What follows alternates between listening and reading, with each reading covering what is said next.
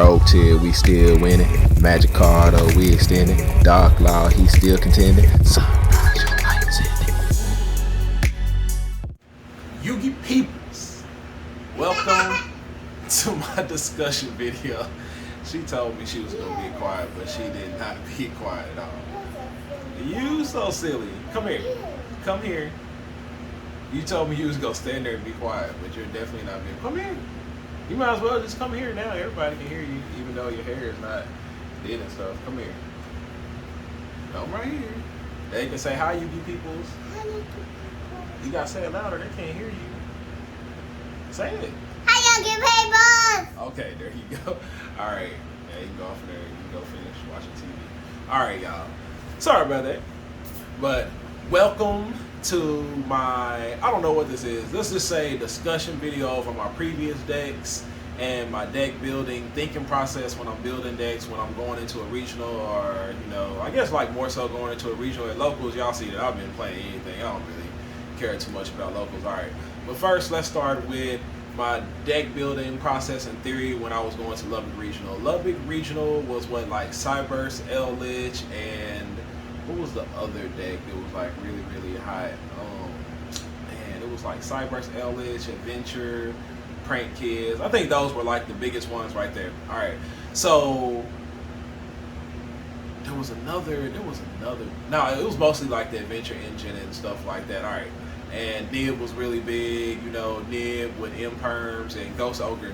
So my thought process going into the set is that, you know, heroes, we take a lot of collateral damage from the big meta decks, you know, and at that time Ghost Ogre was a really big thing. We all know how hard Ghost Ogre hits heroes, whether you hit Increase or Cross Crusader, like Ghost Ogre hurts. And then main deck and Nib, like really, really hurts. So my deck building thinking going into that regional was like, okay, I know that people are going to be main decking Ghost Ogre, people are going to be main decking Nib, people are main decking M-Perm, so I need to build my deck in such a way that those cards do not hurt.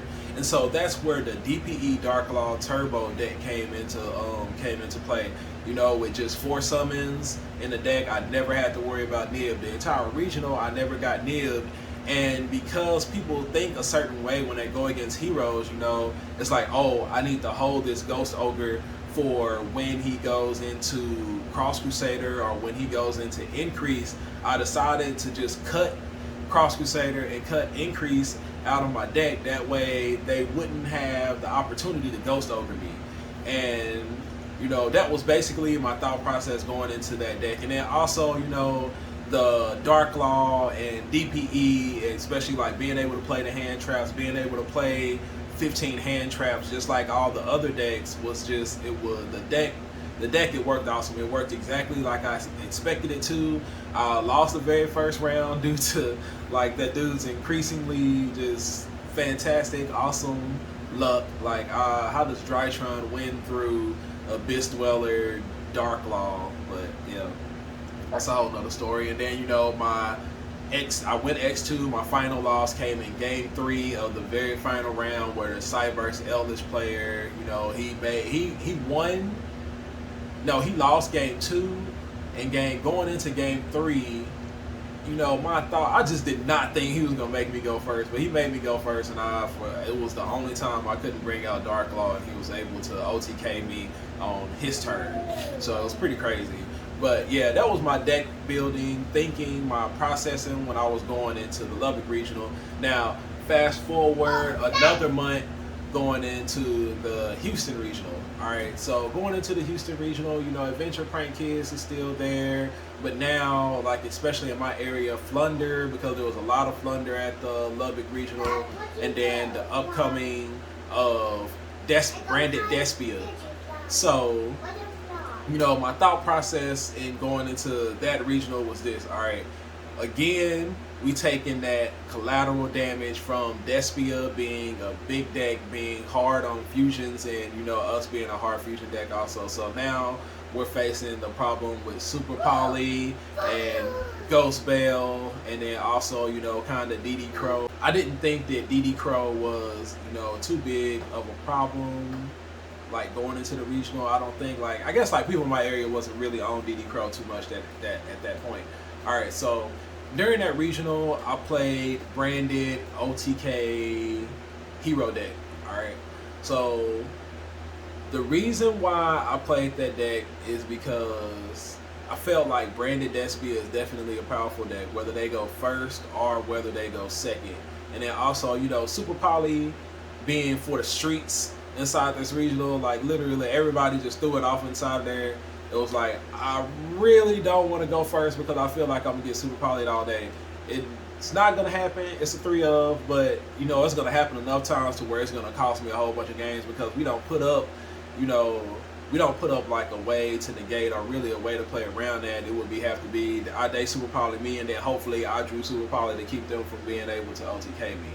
And that's not like the play style that I really like to enjoy to play. So that's where my branded OTK hero deck was born. You know, Raigeki and Lightning Storm. Like I feel like Lightning Storm was just like really powerful, whether I was playing against Flunder or just like mostly any deck, and I was just able to Lightning Storm them, and you know it took care of their monsters. There's not a lot of boards that were putting up like just big Omni negates that could take care and handle that card.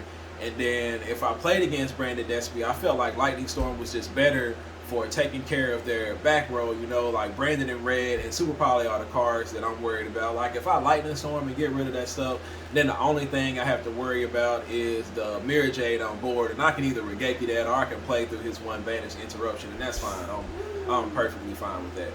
All right, you know, Flunder, Raigeki, Lightning Storm, get rid of them and everything, and you know, just not getting hit. Like my goal was not to get hit by Super Poly, pretty much.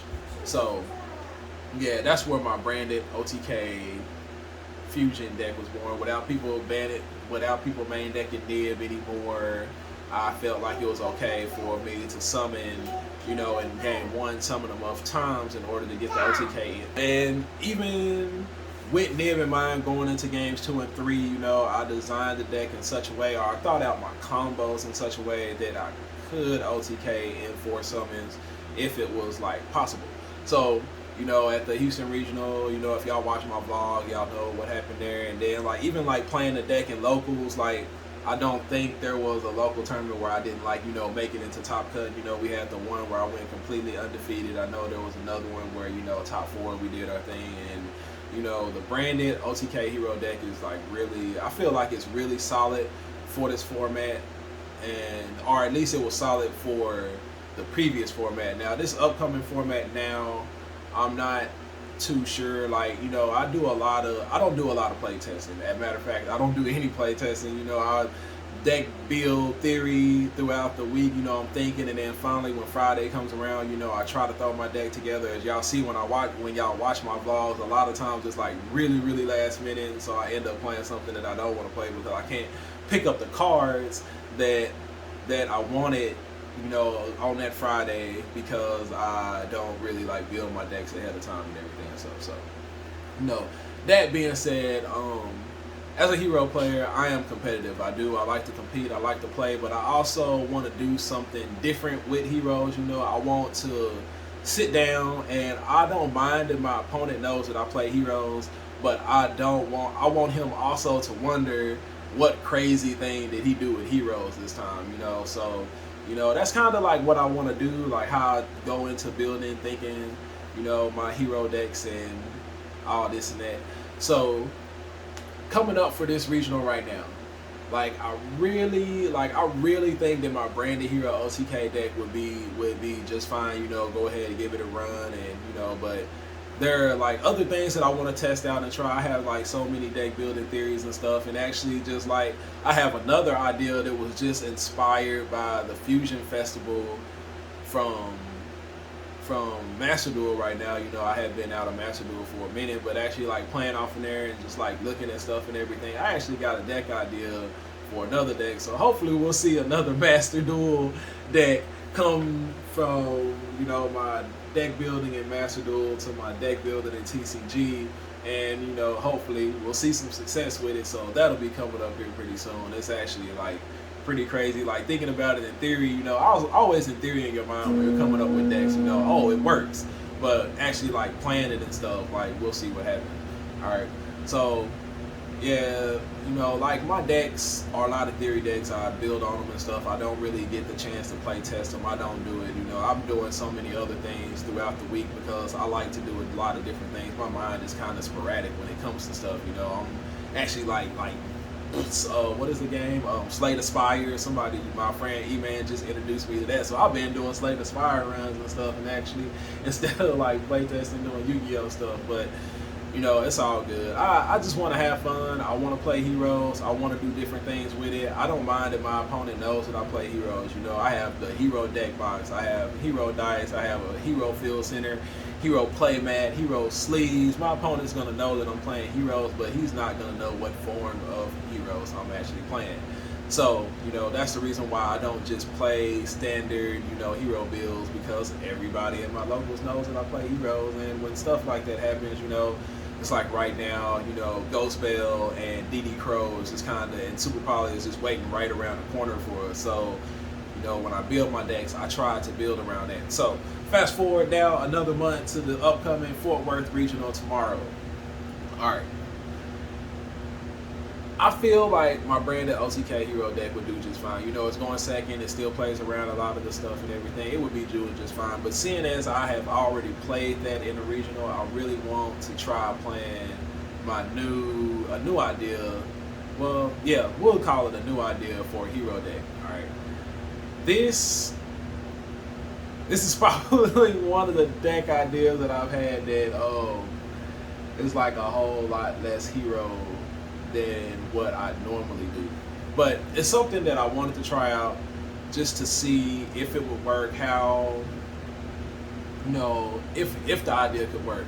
All right, so because the main thing is like Super Poly is a crazy card. Super Poly is definitely, you know, a crazy card. And also, like with the new ban list, we lose Verte, so actually that kind of really messes up like my idea that I had going into the Houston Regional. So I've had a lot of, going into the Fort Worth Regional, so I've had a lot of second thoughts about playing this deck. You know, it's like we got a hero lives, and I'm not gonna lie, going first with heroes right now seems like a really bad idea, because it's like not only do we have to worry about Super Poly, but now we also have to worry about Change of Heart. And when you're paying half your life points, you know, to activate one of the best cards in your entire deck, like a Change of Heart, it could basically just be game for you, you know, like even like just Super Poly is just game for it. So I'm not a strong advocate for heroes going first this format, unless you're playing the Dark Angel build. Like that build is actually like pretty cool. You know, I think a couple of days ago, or maybe it was last weekend, you know, I kind of tried it out, you know, just playing it, you know, around for fun, play testing. But like for me, like as y'all can see, like if y'all look at my past couple of decks, you know, I don't like playing a lot of bricks inside of heroes, and like the deck was just a little bit, it wasn't my play style, it didn't fit my play style. You know, more power to everybody who does fit their play style, you know. And that's another thing to think about when deck building, you know, deck theorying and going and playing in your locals area, you know, or even going to go play in a regional in your area. Your deck building process should also match the meta that you're playing in. You know, in my meta, there's a lot of branded Despia, there's a lot of Flunder, and just those are the decks that I'm playing against. So when I build and think about my hero deck, those are the decks that I'm thinking about playing against. But at the same time, I'm also trying to maximize the ability of my deck. And I don't want to just have like very singular combo lines unless I feel like those singular combo lines are going to absolutely win me the game. So that being said, you know, the Dark Angel Destiny hero deck just did not fit my playstyle. You know, I see a lot of people doing well with it. Also, what is the other one? I really wanted to play the Dogma Burn branded, you know, hero deck, but for me, like it just didn't fit my playstyle. My playstyle is more like I really like to OTK people unless I feel like I can put up a formidable board that like really affects my opponent. So that being said, I'm having it's really bad. Change of Heart, man. I've been playing Yu-Gi-Oh for a long time, and Change of Heart was just one of those cards. It was heartbreaking. Yeah, it's a one-up, but it was a one-up back in the day too. And Change of Heart hurts, you know. That's a free link monster for your opponent, especially us activating cards like a Hero Lives. It's really gonna be painful. It's like going first this format, but we're gonna try some things out. We're gonna see how it goes. I have 2 decks in the theory and cooking up inside of my mind right now, just ideas, things that I think that could work. And so we're gonna see if one of those ideas works on Saturday. I will be like pretty excited, happy if I can go X3 with this deck. If I go X2 with it, you know, even better. But, you know, thinking about the changes, the different decks and everything, stuff that I'm gonna be playing against, the way I had to alter my deck building, because now that Verte is gone, like, I'm not gonna lie, like, I wanted Verte gone, but at the same time, like, I'm gonna take advantage of it if we were still using it. As y'all can see in my DPE Dark Law deck, like, Verte was one of the main things. So that deck is actually, like, it's not dead, but it wouldn't be DPE Dark Law Turbo anymore. It would be like a rank 4 Dark Law Turbo build. So pretty much it would basically be like Babushka Dark Law, you know, the dynamic duo combo.